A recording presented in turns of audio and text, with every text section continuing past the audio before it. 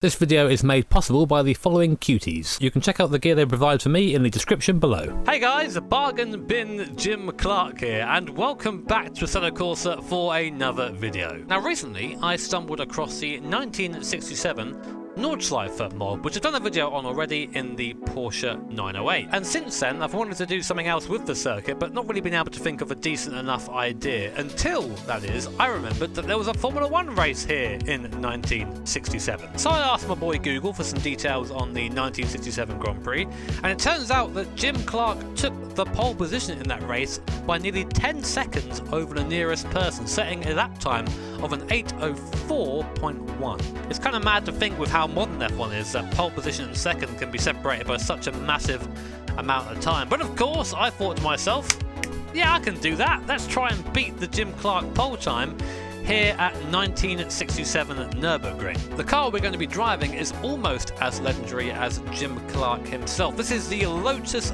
49, powered of course by the DFV Cosworth V8 engine, producing around 400 brake horsepower or so, but that's bolted into a shell that weighs, including the engine, no more than 600 kilos. And you think of that in terms of power to weight, it's pretty Larry. And Larry is the word, because of course we have no wings either, so no downforce, nothing to press us to the ground through the high-speed corners. And we are on bias-ply tyres, which means this car is all about driving on a fine balance, which means that I'm probably going to struggle. Anyway, I'm looking forward to making an ass of myself, so let's see how close I can get to the 1967 German Grand Prix pole time. Right, so we're going to jump straight into this. I'm currently on the outlap, coming down the back straight now. As you can see, of course, very different to what we're used to. And I can tell you from the outlap, this thing is Larry, incredibly Larry around here. There feels like there's absolutely no grip anywhere on the track or on the tyres, so I'm really going to have my work cut out if I'm going to get anywhere near that 8:04.1. You have to brake so early in this car, get the car turning, suggest it, and then start applying the power gently to get the car to turn. It's quite foreign when I've been so used to driving high downforce cars for such a long time, but that's the fun of driving the historic F1 car. It takes you back to how things were and how things, well, some would say were purer. Anyway, let's get ready then, because I think now we're about to come on to our flying lap as I fight to get it out of the last part. There we go then, the 15:27 is my outlap time. I'm looking for my braking zone. It's somewhere up here. It's such a long break. I mean, you have no markers to really guess where it is. You have to just try and turn the car in the hope that you've done it early enough. Otherwise, you end up just going off quite embarrassingly into the grass, which I'm probably going to do on this attempt. You see that just balancing the car on the throttle, trying to get it just to sit down and go, but it just wants to try and break free at every possible opportunity. Next heavy braking zone, down the third gear. Might even take second there. You see how long you have to hold the brake on the way in. You have to be smooth as well. You have no downforce in this car, so it's really easy to lock the brakes if you're being a little bit too enthusiastic. So you really want to try and drive the car under the limit, which is how they drove it, of course, back in the day. You make a mistake round here in the 60s F1 car, you're going into the trees. That's probably the end, you know. So you have to be so careful on the way around. So I'm going to be erring on the side of caution and kind of role-playing that aspect of it, I guess, on this lap, even though I've got to try and beat it. You can see there some tyre marks from an unfortunate soul who went to the Shadow Realm. It's me. Hopefully I'm not going to do that again. A lot of torque from this DFV as well, so I can really use that to get out of some of these slower corners. You see how high the curves are? And I'm being forced to stay off the curves. I'm so used to, at the Nürburgring, of course, in the modern layout, attacking the curves. I'm really doing my best to get around as quick as possible. You do that here, it's either grass or this curve which is the size of your wheel, and it just throws you off. So you have to be very, very careful. I'm going to brake just before the flue platform to take off, although I do anyway. Proper 60s F1 there. Again, use the torque of fourth gear, not being particularly aggressive through here, because I want to just keep it on the bloody road. That's the challenge here. Keep the thing on the road and go fast. It really gives you a new level of respect for these guys. See the car just moving all over the place over this high speed stuff, catching air again. Easy, get the car turned in very early, then balance it on the throttle. Now we've got to slow it down for Arenberg. Oh, nearly didn't make that corner there, nearly didn't make it. And now we go downhill, of course. We're used to there being quite a bit of runoff. I say a bit of runoff, there's not much runoff in real life either, but now we have hedges to accompany us down the hill. Coming up to the compression. just dared to get into 5th gear there for a second. We're going to go 3rd gear over the left-hander because there's a big grass patch on the inside, then we have to brake slow right down for this tricky little section up here. It's so much, it's tricky nowadays, but with the grass either side, you just can't touch the grass. Grass is not for touching. I mean, that sounds basic, right? But I'm so used to taking a more aggressive line through there that you kind of just make yourself do it. And every time I'm second guessing myself, I'm down a gear. I go down a gear just to slow the car down a bit. Use the engine braking. Don't try not to use the brakes as much. There's a great mod, I think, for GPL that's GP Laps showcased ages ago, which was a brake fade mod. Not quite as big a thing. Well, it probably was a thing, I guess, with these cars. I'm not really sure how big a thing it was, but you always want to try and use the whole of a car. Much more a technique-driven car, this, as opposed to just out-and-out speed. Though I'm sure there's those who out there who can go full sim racer in this and really duty it around the circuit. And again, so early on the brakes, because I start applying the brake a bit harder and we get a bit of a lock.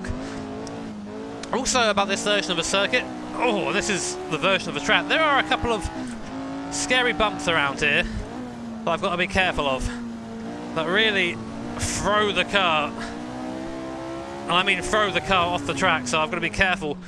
That was not the line I wanted to take. You're seeing I'm basically being driven by the car around here. I'm not driving the car, I'm being driven by it. Time-wise, we aren't doing too hot. We're about halfway through the lap, and I think this time is going to be quite hard to achieve, but we'll give it our best shot. If anything, I just wanted this video to be a showcase for how impressive a good lap was around here in this time frame. Now, uphill, this is where there are a couple of bumps that you don't really expect to see. I'm not sure they were there in real life or not, but oh, sideways in 4th gear is never good. There's one. You see, you're throwing the car to the left. I have to get off the power. There's a big one up here, so I'm going to slow it down a bit. It's just over here, I think. There it is. You see how much caution there is. You can't just keep it wide open as you would in the modern layout. You have to really know the road. And it was just a road back then, or back here I should say. It's not a, oh, might go wide here. Just about kept on the circuit. It was just a road, you know. It's not a racing track. Although all racing tracks were pretty much just roads back in the 60s. A very tentative lap so far, isn't it? Coming up to the carousel now, let's try and slow her down. Locking up all the way in, just about slowing it down. That's about as hard as you can brake without there being any sort of lock. Luckily, old suspension is good for the carousel, so we can take it easily. Time is not looking good right now for us in terms of trying to beat this Jim Clark pole lap. But that's almost secondary now, just to surviving the lap. Imagine doing a full race here. Imagine doing a full race here in the rain. Like torrential rain. There's a great, and I really recommend you all tuning into this, Beyond the Grid podcast with Jackie Stewart. He talks about racing around here in the rain and winning by like 3 minutes or something like that. It was just crazy to hear about. I can't imagine doing that around this circuit in this sort of car. The car's so light and there's so much power. Power to weight is crazy. It's like nearly 500 horsepower or so. And a car that weighs, you know, just over 500 kilos. It's crazy power to weight. And it just means that anytime you even look at the throttle... Oh, jeez, don't hit the barrier. The car wants to try and escape you. I'm trying my best to not drive like a tip, but you see, like, I'm driving right in the middle of a track because I'm scared of these banks either side. Oh my word! This is equal parts fun, challenging, and a little bit scary. I know this is tighter than you think it is. And the car is just really not responding to me. I'm definitely rusty in these kind of cars, aren't I? No, this is tighter than you think it is through here. Using the grass a bit, and I still went over the grass on the exit there. Everything is just different to how I remember it, you know. Even with a couple of laps practice, I'm still not quite where I want to be. Oh. Track surface is so slippy. I'm going to be miles off of Jim Clark time. I'd be interested to see where this puts me on the grid. Hopefully I can find a full qualifying sheet, but I'm definitely not going to be beating. My words are hard. The 8:01 set by old Jimmy. This is what you get when you get budget, Jim Clark. Try and do it. At least we can open her up down here and finally look at that 5th gear a bit. So unless we get to the line in 20 seconds, which is very unlikely, we are not going to be beating this time. Now, if I remember correctly, I think Jim Clark qualified 10 seconds faster than the next person. Whoa! I forget who that was. There goes the time. Are we even going to get on the same postcode here as old Jimmy Clark? It's actually quite scary to be at this higher speed in this car, because you know that you can just crunch at any moment.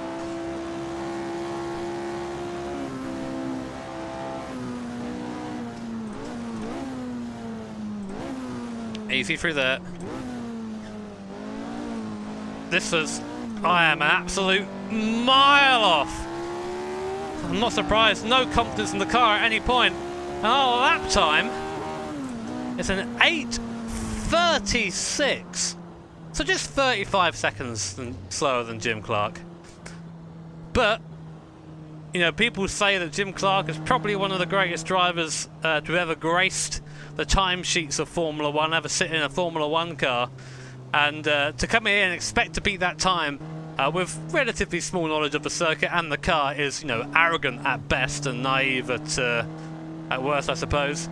But I'd say that was a lot of fun, and you should try this, guys. This car around town, I'm not sure if it's maybe the circuit condition or maybe the tyres just don't get warm properly, but it feels like there's just no grip at any point when you're going around, and that coupled with the really high curbs and the really high banks, it really gives you quite a unique experience of what it's like to drive here at the Nordschleife back in the 60s. But I hope you enjoyed the video, guys. It's a lot of fun to do, even if I didn't drive particularly well, but I never drive well, so who cares about that. If you enjoyed the video, then make sure to hit the like button. If you really enjoyed it, then hit subscribe and that bell notification icon, because that way you'll be made notified of future streams and, of course, future videos. A big shout out, as always, to my Patreons and to my sponsors. Thank you so much for helping me keep the channel running. Take care, have an awesome day. See you all next time.